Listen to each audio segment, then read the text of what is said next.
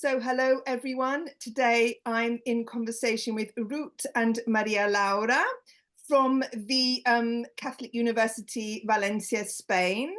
And we're going to talk about their 5th edition of a virtual exchange. But before we get stuck in, may I ask you to introduce yourselves? Ruth, you're on my screen first, so please introduce yourself, and then Maria Laura come in after that. Hello, Lorenza. Thank you for inviting us to this interview. My name is Ruth Muñiz, and I'm a USP teacher, professor at the Universidad Católica de Valencia. I've been working there for over 21 years, and I'm really now more into virtual exchange and simulation with Laura, collaborating with her. But my research line was more on contrastic rhetoric and discourse analysis, which I never left out. But now I'm really engaged with the virtual exchange. Which is what we're here to talk about today. And That's Maria right. Laura, please introduce yourself and tell us about your role at the university as well. Okay, thank you very much, Lorenza, for this invitation.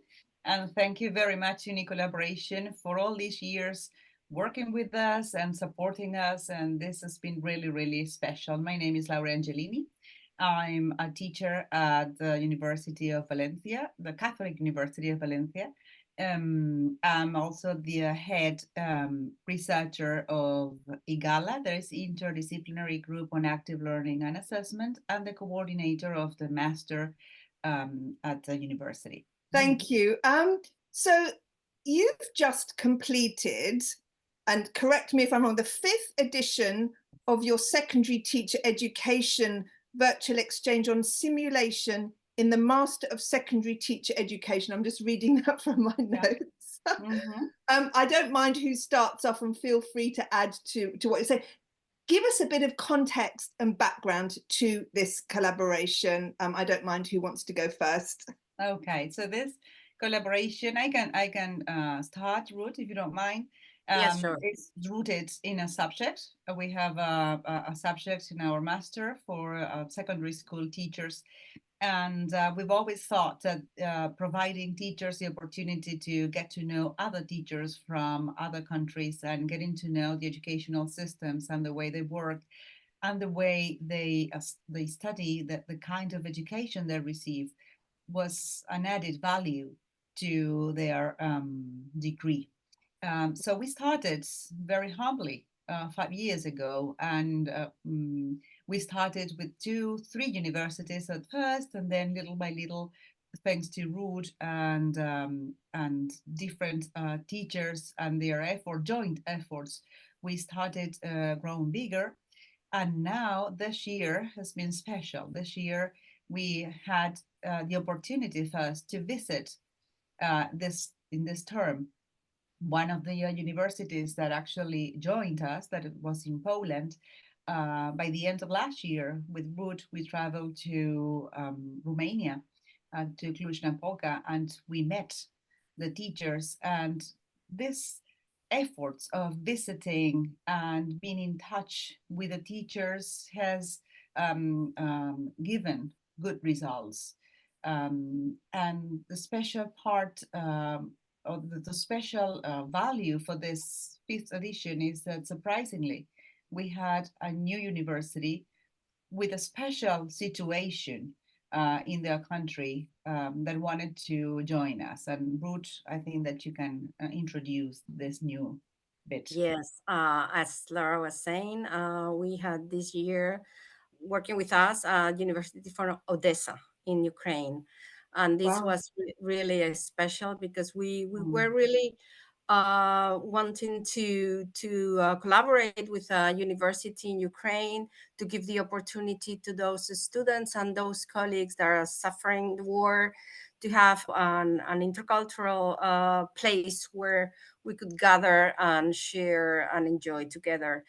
And this was possible this year, and we were really proud of doing it. They were really, I mean, they enjoyed a lot. We all contributed for them to feel supported, and the students also made a great effort They even told us how sometimes they have to attend their classes online from the war shelters, and it was impressive, really. And yes, the thing is that all our partners have been personal connections that we've had, and except for this one that was through our university.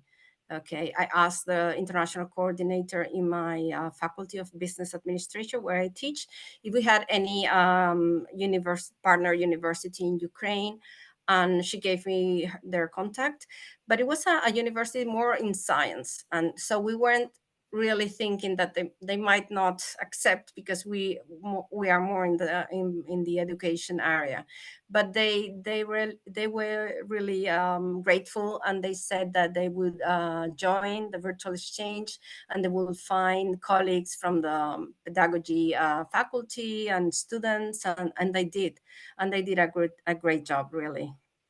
Okay.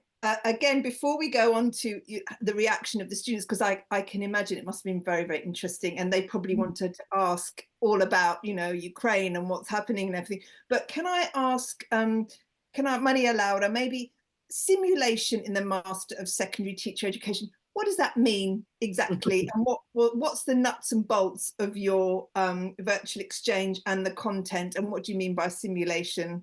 Well, I don't know if we find other groups doing something the like, but simulation is a transformative experience for the students.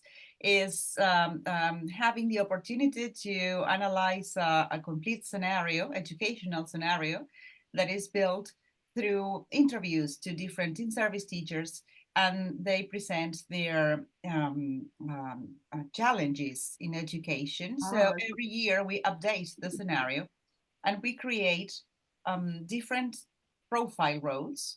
So when we make the teams, we make mixed teams. So we guarantee that there's intercultural communication through the virtual exchange. But we coordinate with the different facilitators in the different universities, so we can start preparing the topics that will appear in the scenario well in advance.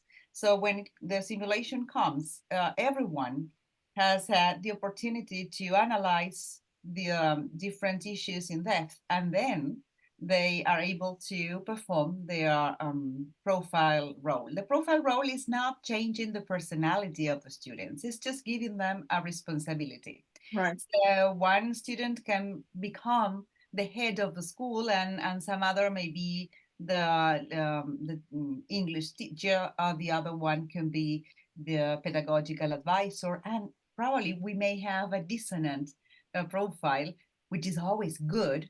Like for example, a parent who is also a teacher in a different school. Right. So a parent who knows about education, and he is in, or she is in the meeting, and functions as a dissonant element in order to take the most from the participants, and they have to double think their answers in order to find good solutions to the different situations that come up in the meetings. So I understand you use Moodle as a platform. So do you meet both synchronously and asynchronously? Maybe I'll ask Ruth to fill that in, or... That's right. Yeah. So this is what we do. We have 4 synchronous sessions, and then they have asynchronous meetings through UNICollaboration platform. Yeah. Okay. So now going back to what Ruth was saying about Ukraine, because of course that's very interesting and very relevant right now. So this was a new element in your 5th edition. What would you say was the impact of having these students from Ukraine in a war situation? How did that impact your virtual exchange route? Well, as I said before, it really impacted us, not only the teachers and facilitators, but also the students, knowing the real situation of a very near country. I mean, it's not near to Spain, but it's in Europe. So they were really impressed. They are valuing more their life and the privileged life they have now.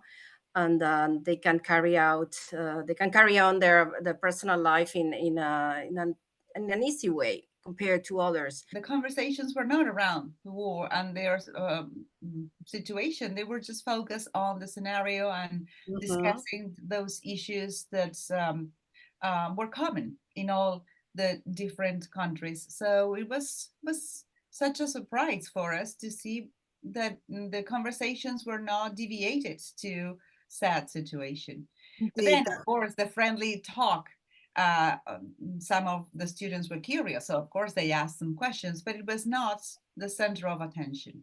Right. So can I ask you, from this edition, this iteration which you've recently finished, this is obviously one of the highlights. What else came out? What else would you like to share with our listeners and viewers on this last iteration?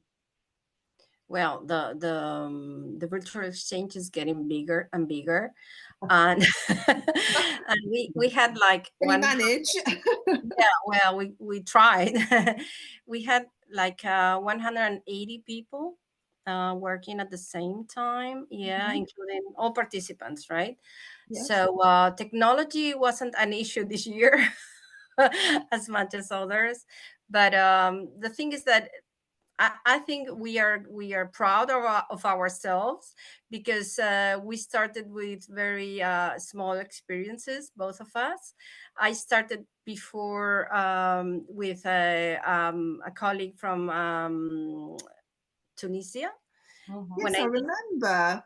Yeah, because when I did the training with you, UNICollaboration, the both courses, I got this partner. Ever since, we are working together and we are friends. So we've never. I'm so happy to hear that. That's amazing. Yeah, ever since 2019, and we haven't met personally yet.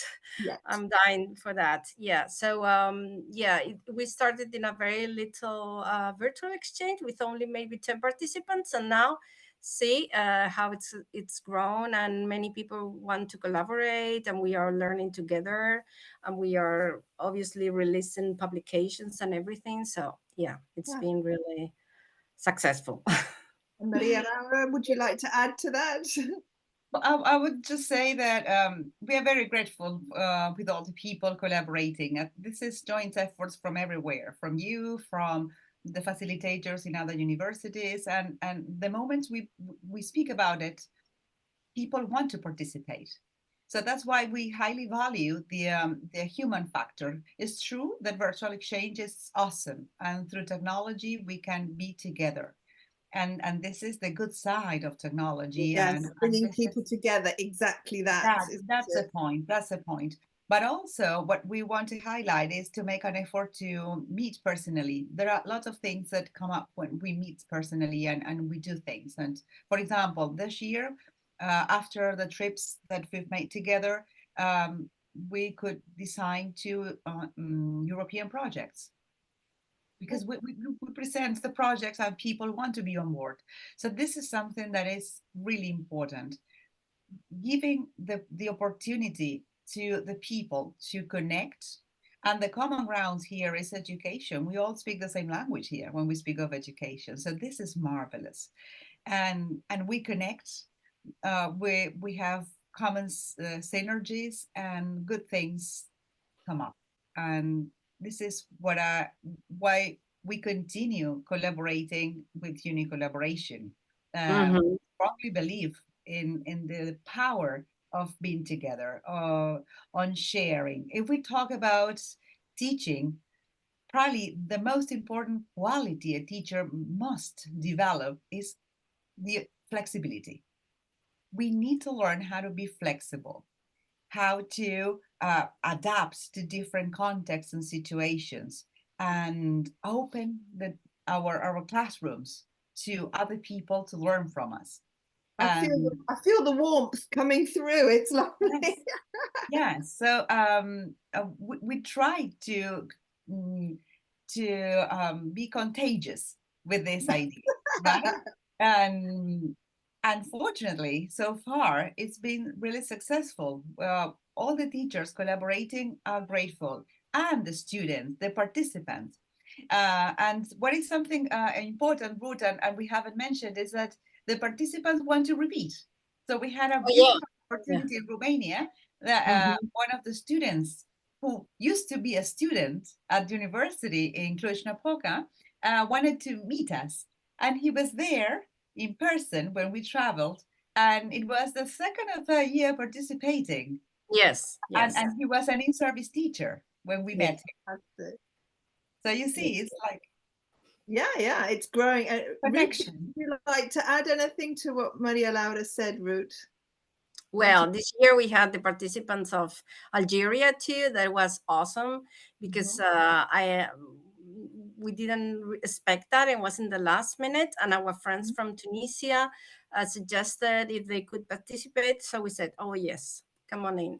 So it was huge. yeah, it was fantastic to get to know people from Algeria and from Tunisia, and really our students enjoyed the different backgrounds. Intercultural communication was there all the time, and we prepare them well for that. But still, you know how it goes. Even if you prepare, sometimes things don't work as you expect. But yeah, but we can summarize that it was something really successful, really. And what about your 6th iteration? Because you're not going to give up now because you're getting bigger and bigger. What does the future look like? Hopefully we will continue. We will continue, and we may need to do it probably in more sessions. This is something that our students actually requested. They wanted to, the moment they were finishing the virtual exchange, they said, wow, now that we come to think of it, it's too short. The How many weeks? I didn't ask you actually. That's right. Normally we do it in 3 weeks. Normally. But they wanted to do it longer. They wanted to have, instead of 4 synchronous, at least 6 synchronous. The thing is that as we are also working with the United States, we sometimes they are very busy. Not necessarily the participants from the States are pre-service teachers. Some of them are in-service teachers. And I think that 6 weeks would be too long for them. Right. But anyways, we need to negotiate that. But there's lots of pieces of the puzzle that you have to get in. And the more universities that you get on board, I suppose term times are different and availability is different. So you're going to get more complicated. So when for us in Spain, it's 7 o'clock in the evening. For people in Illinois, but we should highlight that everybody makes an effort. That is really true, that everybody's making an effort, because Romania, Tunisia, they have a different time frame too, and obviously the US and Algeria thing too. So I don't know, Ukraine this year. So everybody was making a real effort to connect and be there, not to miss anything. So yeah. Thank you so much for sharing your latest virtual exchange. Is there anything else you'd like to tell us before I wind down and I let you go for the evening? I would like to insist on our thank you to UNICollaboration and all the people that work there, include you, that you're always there to help, because sometimes we don't get that support from your institutions. It's sometimes a bit of a struggle, isn't it? Yeah. So yeah, I wanted to say thank you again. Me too. Me too. Well, thank you for joining me, and thank you for giving me your time today.